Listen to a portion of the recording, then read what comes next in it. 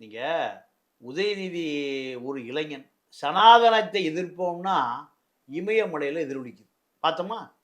அப்போ இங்க அறிவே இங்க மக்களுக்கு கல்வி கொடுக்கப்படவில்லை. இங்க ஒரு பெரிய செய்தி என்னன்னா, ஆஸ்திரேலியா யூனிவர்சிட்டி 5 மாநிலத்திலிருந்து வருகிற மாணவர்களை சேர்ப்பதே இல்லை. குஜராத், மத்திய பிரதேஷ், உத்தரப்பிரதேஷ், ராஜஸ்தான், பீகார் 5 மாநிலத்திலிருந்து வருகிற மாணவர்களை ஆஸ்திரேலியா யூனிவர்சிட்டி கூட திருப்பி அனுப்பிடலாம். ஏன்னா ஆடு மேய்ப்பவன் கூட பிஹெச்டி டிகிரியோட வரான். ஆடு மேய்ப்பவன் கூட என்ன டிகிரி கொண்டு வரான்? பிஹெச்டி டாக்டரேட் கொண்டு வரான்.